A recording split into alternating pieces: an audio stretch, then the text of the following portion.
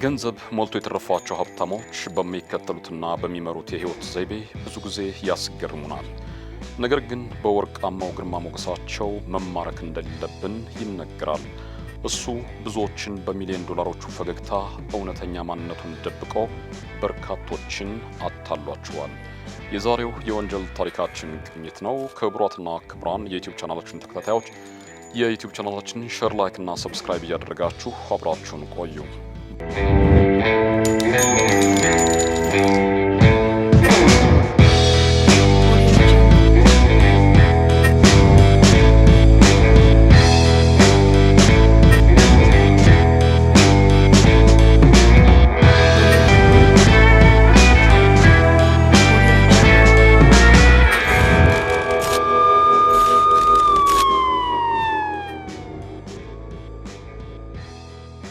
በአስደናቂው የፍሎሪዳ የባህር ዳርቻ የሚኖሩት እነማን ናቸው ብለን ከጠየቀን መልሱ በጣም ቀላል ነው። ቢሊዮነሮች። በዚህ አካባቢ ሚሊዮነሮች ድሆች ናቸው። የአሜሪካን ሕዝብ 1% ብቻ የሚወክሉት ቱጃሮች 99% ነዋሪዎችን እንቁልጭሽ እያሉ ያስጎመጇቸዋል። የመዝናኛ ስፍራዎችን ለተመለከተ እኛ የምንኖርባት ምድር አይደለችም፣ ሌላ ፕላኔት ናት ብለው ሊከራከሩ ይችላሉ። በዚህ አካባቢ ሁሉም ነገር ፈጣን ነው። ገንዘብ በፍጥነት ይገኝበታል። ፈጣን ሴቶችና ፈጣን መኪኖችም መገኛቸው እዚህ ነው። እንደ ጎርጎሪያኑ የቀን አቆጣጠር 2000 ሚሊኒየም አንድ ገንዘብ እንዳሻው የሚበትን ሰው የቱጃሮችን መንደር ተቀላቅሏል። ከግሪካዊ ባለሀብት የሚወለደው የ28 ዓመቱ ታኖስ ፖፕ አሌክሲስ። እሱ በሴቶች ተከቦ ውሎ ያድራል። በየቀኑ በሚባል ደረጃ በቤቱ ድግስ እያዘጋጀ የአካባቢውን ቢሊዮነሮች ይጋብዛቸዋል። ቢሊዮነሮች አንድ ጊዜ ወደ ቤቱ ከመጡ በኋላ የቅንጡ ክለቡ አባል ያደርጋቸዋል። ለምዝገባ ብቻ በሺህ የሚቆጠር ዶላር ከመክፈል በተጨማሪ በየዓመቱ በ10 ሺህ የሚቆጠር የአባልነት ክፍያ መክፈልም ግዴታ ነው። ለአባላቱ ከተመረጡ ሰዎች ጋር እራት እንዲበሉ ከማድረግ በተጨማሪ የጀት በረራ፣ የቅንጡ መኪናና ጀልባ ሽርሽር እንዲያገኙ ያደርጋል። ግሪካዊ ወጣት ምንም አይነት ወጪ ሳይኖርበት ቢሊዮነሮችን በዚህ መልክ በማዝናናት ብቻ የተደላደለ ሕይወት መምራት ቻለ። እሱ በዚህም አላበቃም። የአካባቢው ነዋሪዎች ቢሊዮነሮች ስለሆኑ ለበጎ አድራጎት አምጦ የተባሉትን ገንዘብ አንድ ጊዜ እንኳ ሳያስቡበት ይሰጣሉ። ወጣቱ ታኖስም በዚህ እርግጠኛ ስለነበር የበጎ ፈቃድ ክለብ፣ የእርዳታ ክለብ አቋቋመ። በ5 ሚሊዮን ዶላር ወጪ የተገነባው ቅንጡ የባህር ዳርቻ መኖሪያ ቤቱ ብዙዎች የታኖስ እንደሆነ ያስባሉ። ነገር ግን እሱ በኪራይ የሚኖርበት ቤት ነው። በመኖሪያ ቤቱ ባዘጋጀው የገቢ ማሰባሰቢያ የቀድሞ የአሜሪካ ፕሬዝዳንት ቢል ክሊንተን መገኘታቸው ብዙዎችን ያስገረመ እጅን ባፍ ያስጫነ ክስተት ሆኖ አለፈ። አሁን እሱ በቢሊዮነሮች መንደር ተደላድለው ተቀምጧል። ታኖስ የተለከፈው ገንዘብ በመሰብሰብ ብቻ አልነበረም። እሱ ከተለያዩ ሴቶች ጋር መውደቅ መነሳትም ሌላኛው በሽታው ነበር። አልኮልና አደንዛዥ እጽ ካላገኘማ ቀኑም ቀን አይሆን። በሚስቱ መርካት ያልቻለው ወጣቱ ታኖስ ከታዋቂዋ ሴተኛ ዳሪ ርብቃ ዲፋልኮ ጋር ያመንዝራ ሕይወቱን አንድ ብሎ ተያያዘው። እሱ በሴቲቱ ቀልቡን አጥቷልና ለሷ የሚበትንላት ገንዘብ፣ የሚገዛላት ውድ ስጦታ አላረካውም። አንቺ የሌሎች ወንዶች እቅፍ ውስጥ መግባት የለብሽም በሚል እሷ ከሌሎች ደንበኞቿ ልታገኘው የምትችለውን ገንዘብ እሱ እየሸፈነ ቤት ተከራይቶ አስቀምጣት። እሷም በራሷ አንደበት ይህንን ትመሰክራለች። በእርግጥ እሷ በዚህ ወጣት ትማርካለች። ገንዘብ ብቻ አይደለም፣ ግርማ ሞገሱ የተለየ ነው። በዛ ላይ ደግሞ ፍቅር መስጠት ይችልበታል። በሱ ልቤ ቀልጥ ነበር፣ ከሱ ጋር በመሆኔ የደህንነት ስሜትም ይሰማኝ ነበር ትላለች። በፍቅሩ የወደቀችው ርብቃ ከሱ መለየት በጣም ያስከፋት እንደነበር ታክላለች። አንድ ቀን አለች እሷ፣ ለምሳ በተገናኘንበት አንድ የምነግርሽ ሚስጥር አለ ብሎ ብዙዎች የማያውቁትን ማንነቱን ነገረኝ ስትል MI6 የተባለ ቡድንን ጨምሮ ለአሜሪካ ታላላቅ የስለላ ተቋማት የሚሰራ ሰላይ መሆኑን ነበር ወደ ጆሮዋ ጠጋ ብሎ ያንሾካሾከላት።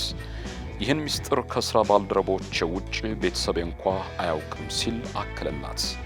በፍቅሩ የወደቀችው ሴተኛ ዳሪዋ ርብቃ ቀስ በቀስ ታኖስ በአካል አንድ ቢሆንም የተለያየ ማንነት እንዳለው መረዳት ቻለች።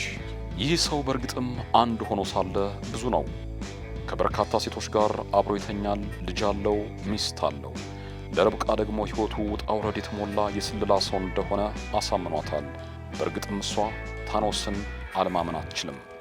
አንድ ቀን አለች፣ ባረፍንበት በአንድ ትልቅ ሆቴል በበሩ ስር አንድ መልእክት ደረሰው። መልእክቱ ላይ ደግሞ የሲአይኤ ማህተም ታትሞበታል። እሱ የነገራትን ባትጠራጠርም ሰላይ መሆኑ እሱ ከነገራት በላይ በመረጃ ቀርቦላታል። ርብቃ በፍቅሩ መውደቋን ስትቀጥል እሷ በሳት እየተጫወተች እንደነበር አልገባትም። የምትንተራሰው ክንድ ሰይፍ እንደሆነ አላወቀችም። እሱ የሰውን ባህሪ በመረዳት በጣም የተካነ እንደነበር ባለሙያዎች ይናገራሉ።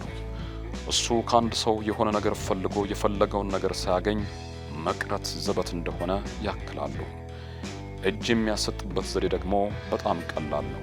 መጀመሪያ ያ ኢላማው ውስጥ የገባው ሰው ምን እንደሚፈልግ ያጠናዋል።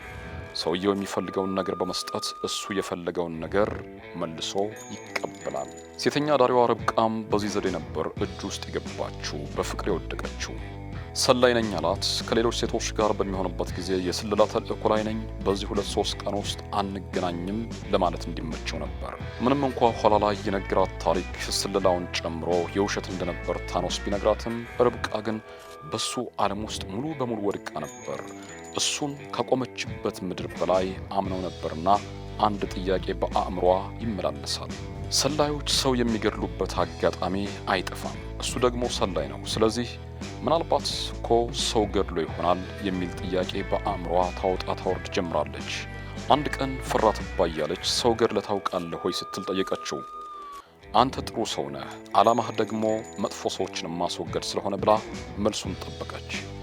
ሁለት እጆቿን ይዞ ጭምቅ እያደረገ አይኖቹ እምባ አቅርረው አንድ ሰው መግደሉን ነገራት። እንደ ጎርጎሪያኑ የቀን አቆጣጠር 2000 ሚሊኒየም በሰሜን ለንደን በአንድ መጋዘን ውስጥ አንድ ሰው ታስሮ እንዲሰቃይ ከተደረገ በኋላ በብዙ ድብደባ ሕይወቱ አልፏል። አስከሬኑ ደግሞ ከህንፃው ስር በአንድ ትንሽ ጉድጓድ ውስጥ እንዲቀመጥ ተደርጓል።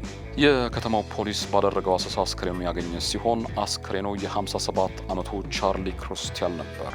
ሰውየው ከመጋዘኑ ላይ በሚገኝ በአንድ ትንሽ አፓርትመንት ይኖር እንደነበር ማረጋገጥ የተቻለ ሲሆን ሰውየውን ማን ገደለው የሚለው ጥያቄ ለአካባቢው ነዋሪ እንቆቅልሽ ሆኖበታል። ምክንያቱም እሱ ጠላት የለውም ተብሎ ይገመታል።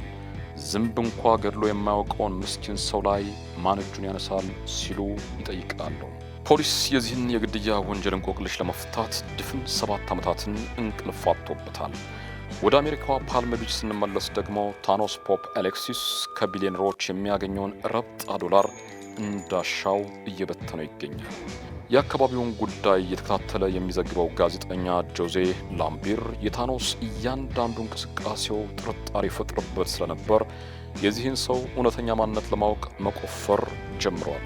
የራሱ ሀብት ንብረት አስመስሎ ቢሊዮነሮች እንዲጠቀሙባቸው ያመቻቻቸው መጠቀሚያዎች በሙሉ የእሱ አለመሆናቸውን ደርሶበታል። ጋዜጠኛው ጽሑፉን ጋዜጣ ላይ ባወጣበት ማግስት ታኖስ ሳት ጎርሶ ሳት ለብሶ ለጋዜጠኛው ጆዜ ደውሎ ዛተበት፣ አስጠነቀቀው። ከነ ቤተሰብህ ልገድልህ እችላለሁ ሲል ስልኩን ጆሮ ላይ ዘጋበት። ታኖስ ለመግደል አዲስ አይደለም፣ ካሁን ቀደም ገድሏል። ጋዜጠኛው ቀልድ ቢመስለውም ታኖስ ግን በሱና በገንዘብ መካከል ጣልቃ የገባበትን ሰው ከመግደል ወደ ኋላ አይልም። ታኖስ በእንግሊዝ ለንደን በነበረበት ዘመን ቤቶችን እየገዛ እያደሰ ይሸጥ ነበር። ሰሜን ለንደን እንደ ጎርጎሪያኑ የቀን አቆጣጠር የሚሊኒየሙ መባቻ አንድ መጋዘን ለሽያጭ መቅረቡን ተከትሎ ታኖስ መጋዘኑን የራሱ ለማድረግ ጫፍ በደረሰበት ሰዓት አንድ ሌላ ተጫራች መጥቶበት ተጨንቋል።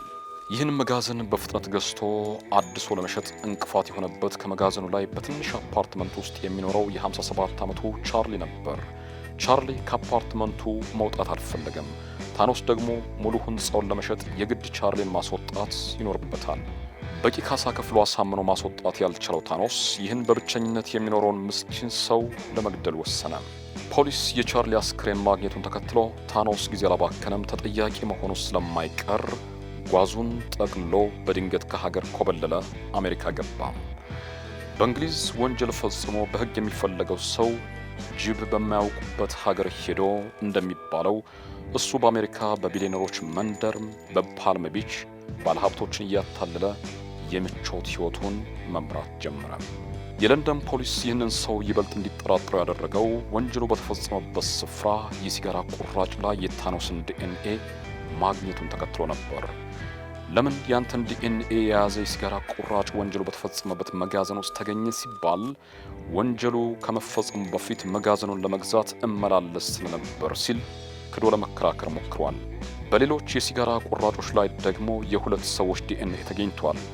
የእነዚህ ሁለት ተጠርጣሪዎች ዲኤንኤ ከሀገሪቱ የዲኤንኤ ቋት ጋር ተነጻጽሮ ከግለሰቦቹ ጋር የሚመሳሰል ዲኤንኤ ሳይገኝ 6 ዓመታት አልፈዋል። አንድ ቀን ከአደንዛዥ እጽ ጋር በተያያዘ ወንጀል አንድ ግለሰብ በቁጥጥር ስር ውሎ የዲኤንኤ ናሙናው ሲመረመር በመጋዘኑ ውስጥ ከተገኘው የሲጋራ ቁራጭ ጋር አንድ ሆኖ ተገኘ። ፖሊስ ይህንን ሰው በጥያቄ ሲያፋጥጠው በሰሜን ለንደን በመጋዘኑ ውስጥ የተፈጸመውን የግድያ ወንጀል ከጓደኛው ጋር በመሆን በታኖስ ትዕዛዝ መፈጸማቸውን ተናገረ። ሁለቱም ተቀጣሪ ነፍሰ ገዳዮች ግድያውን ከፈጸሙ በኋላ ታኖስ በተገኘበት የፈሰሰውን ደምና ሌሎች ማስረጃዎችን ማጥፋታቸውን ተናገሩ። ዩኤስ አሜሪካ አሁን ፓልም ቢች ለሚገኘው የፌዴራል ፖሊስ ተደጋጋሚ ስልክ እየተደወለለት ነው። ስልኩ የሚደወለው ደግሞ ከሀገር እንግሊዝ ከለንደን ነው። የእንግሊዝ ፖሊስ በቂ ማስረጃ ካሰባሰበ በኋላ ከኢንተርፖል ጋር በመተባበር ታኖስን በቁጥጥር ስር ለማዋል እንቅስቃሴ ጀመረ። አሜሪካ የሚገኙት የሕግ አካላት ታኖስ ወደሚያዘወትርበት የፒዛ ሬስቶራንት ጎራ ብለው ሲያማትሩ እሱ ከሁለት ሴቶች ጋር ተቀምጦ አገኙት። የፖሊስ አባላቱ አንተን በቁጥጥር ስር ለማዋል ነው የመጣ ነው ሲሉት እሱ በድንጋጤ መዋጡን ያስታውሳሉ። በፖሊስ ቁጥጥር ስር የዋለው ታኖስ ፖፕ አሌክሲስ ወንጀሉን ወደ ፈጸመበት እንግሊዝ ተላልፎ ተሰጠ። ዜናውን ያነበበችው አፍቃሪው ርብቃ የተፈጠረውን ነገር አምና ለመቀበል እንደተቸገረች ታስታውሳለች። ርብቃ ፍቅረኛዋ ታኖስ ሰው መግደሉን ነግሯታል። ሰውየውን እንዴት አድርጎ ከሁለት ግብረ አበሮቹ ጋር እንደገደለው አሳምሮ ተርኮላታል። ለእሷ የነገራት የግድያ ምክንያት ከስለላ ጋር የተያዘ እንደሆነ ነው። ነገር ግን ግድያው ከገንዘብ ከስግብግብነት ጋር በተያዘ መሆኑን ዋሽቷታል። ታኖስ የፈለገውን ነገር ለማግኘት ሲል እስከ መግደል የደረሰ ወንጀል ሊፈጽም ይችላል። ለገንዘብ የነበረው ስስት በጣም እንደሚለይ መርማሪዎች ይናገራሉ። ለሱ ገንዘብ ማለት ሰዎችን የሚቆጣጠርበት መሳሪያ ብቻ አልነበረም። ለሱ ገንዘብ ማለት የሰዎችን ትኩረት የሚያገኝበት ትልቁ መሳሪያው ነው። በመጨረሻም የሟች ቻርሊ ቤተሰብ ለዘመናት ሲጠብቀውት የነበረው ቀን ደረሰ። ታኖስ በቻርሊ ግድያ ተከሶ ፍርድ ቤት ቀረበ። ለአቃቤ ሕግ ዋናዋ ምስክር ሆና የቀረበችው ደግሞ ፍቅረኛው ርብቃ ነበረች። ጥፋተኛ ሆኖ በመገኘቱ በዕድሜ ልክ እስራት እንዲቀጣ ተወሰነ።